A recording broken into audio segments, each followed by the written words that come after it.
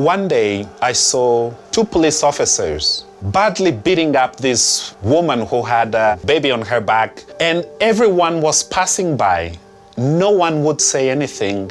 No one would stop to help that woman. And then a thought occurred to me. I said, well, I have to travel tomorrow. I decided that day that I would not risk my trip abroad, and I turned my back and I walked away. The two police officers somehow stopped beating up the woman and came after me. I was arrested anyway. That gave me a lesson. My silence would not spare me from injustice.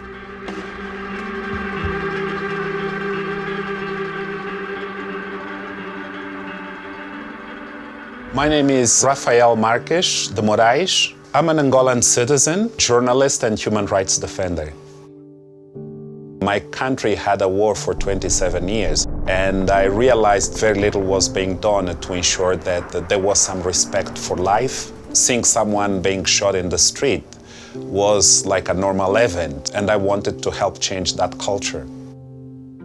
The diamond trade played a pivotal role in the war, and the levels of violence were just unspeakable. The government awarded much of the land as diamond concessions, and those lands include the farms from local people.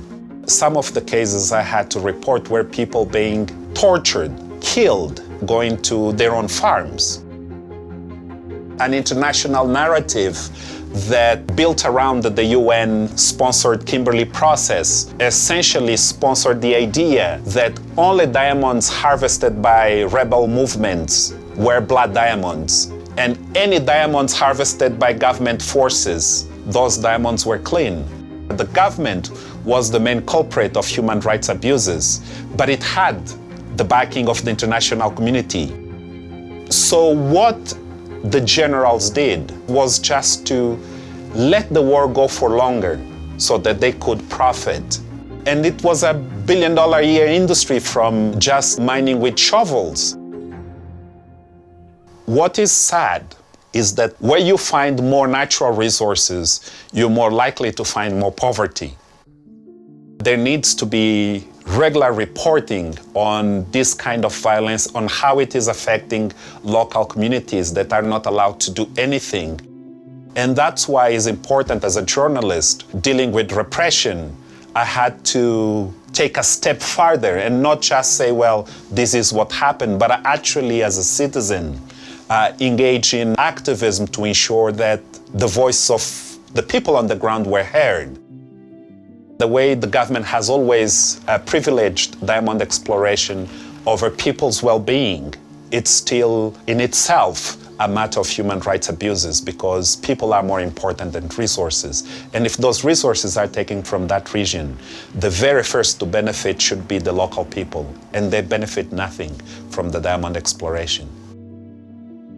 Being an activist in Angola means to help create that very space of openness and democracy to have a normal life. We all live better off if everyone has the basics. And fighting for that change, fighting for justice, that's the bottom line.